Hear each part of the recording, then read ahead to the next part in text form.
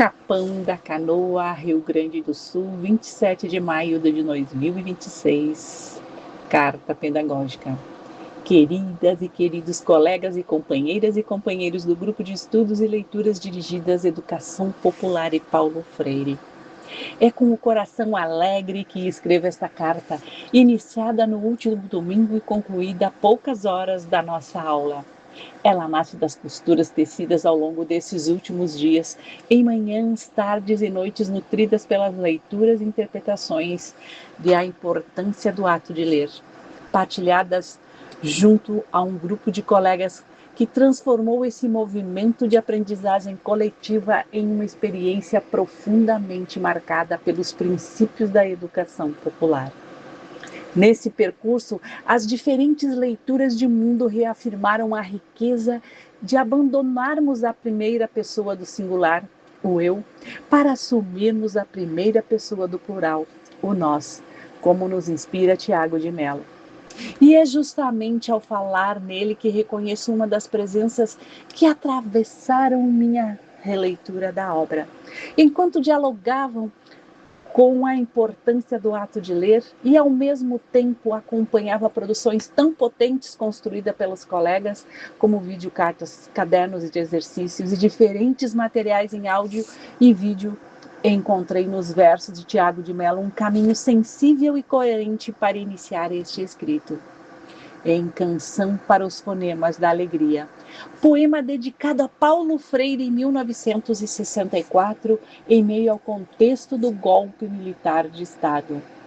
O poeta de Faz escuro, mas eu canto, nos diz: peço licença para soletrar no alfabeto do sol pernambucano a palavra tijolo, por exemplo, e poder ver que dentro dela vivem paredes, aconchegos e janelas, e descobrir que todos os fonemas são mágicos sinais que vão se abrindo, constelação de girassóis girando em círculos de amor que de repente estalam como flor no chão da casa.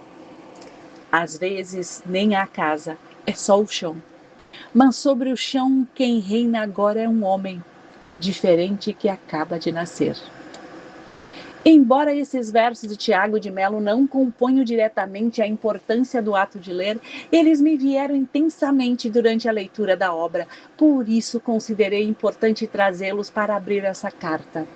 Entre as muitas interpretações possíveis, enxergo que esses versos dialogam profundamente com as reflexões produzidas por Freire à medida que reconhecem que a palavra nasce da vida, do chão, da experiência, das memórias e dos mundos que habitamos antes mesmo de alfabetização formal. Não por acaso tem-se no poema a referência à separação silábica da palavra tijolo, acompanhando alguns dos seus significados, considerando os sentidos vivos de um tijolo, carrega quando se transforma pelas mãos humanas em casa, abrigo e lar. Ao longo da leitura fui levado a revisitar minhas próprias primeiras leituras de mundo, construída na infância em Cidreira, nas experiências compartilhadas com meus pais, na vivência do nosso litoral norte gaúcho, nos afetos cotidianos, nos modos de viver que me ensinaram a perceber o mundo antes das palavras escritas.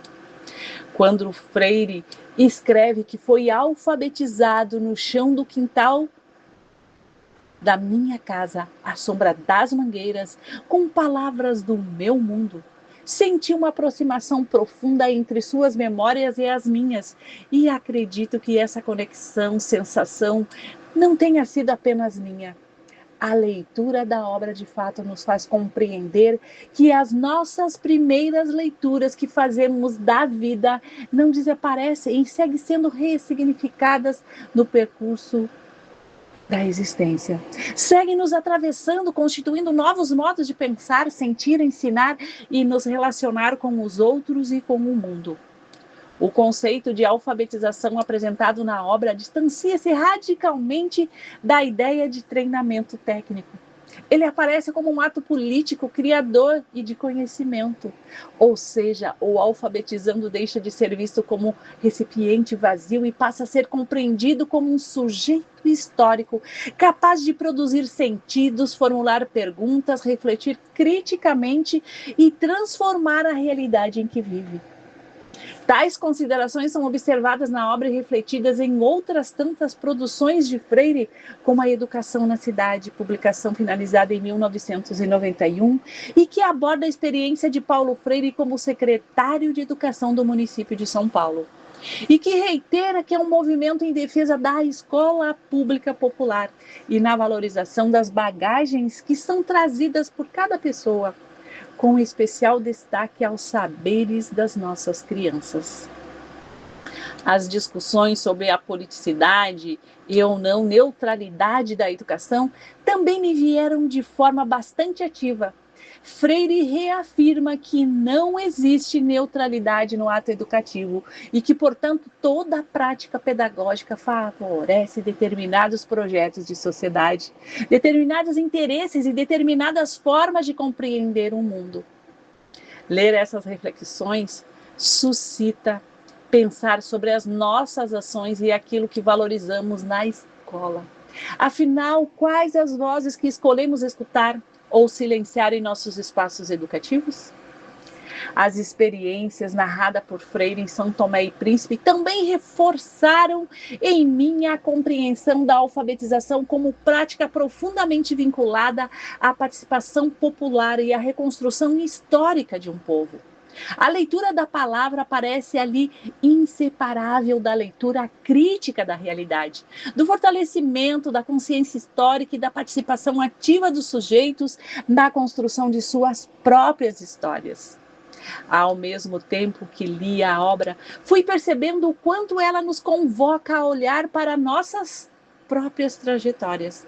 Talvez uma das maiores bonitezas da importância do ato de ler esteja justamente na capacidade de nos fazer retornar às nossas experiências mais primeiras, às memórias que constituíam nossas leituras de mundo e às marcas deixadas pelas infâncias que ainda vivem em nós. Por isso, essa carta também deseja ser um convite para que vocês retomem suas próprias memórias de infância, que recordem os lugares, as pessoas, os cheiros, os sons, os gestos, as experiências que antecederam a leitura formal das palavras, que revisite os mundos que primeiro lhes ensinaram a ler a vida. Quais foram as primeiras leituras de mundo que nós realizamos? Que palavras do mundo habitavam em nossas infâncias? Que experiência segue ecoando em nossos modos de educar, sentir, dialogar e existir? Ao pensar nessas perguntas, percebo ainda mais a força da compreensão freiriana de que ninguém lê o mundo isoladamente. Nossas leituras nascem também das relações que estabelecemos com os outros, com os territórios, com a cultura, com a história e com os contextos que nos atravessam. E talvez seja justamente nessa partilha de experiências, memórias e leituras que a educação popular, pela qual precisamos lutar reiteradamente, encontre muito de sua potência transformadora. Encerro essa leitura reafirmando em mim a compreensão da educação como prática ética, política e profundamente humana. Sigo acreditando na dialogicidade da escuta amorosa, na valorização dos saberes populares e na construção coletiva do conhecimento. Sigo acreditando que ler criticamente o mundo é também aprender a reescrevê-lo. Sempre alegre e esperançoso, Gabriel Pereira, inspirado pelas construções desse novo coletivo.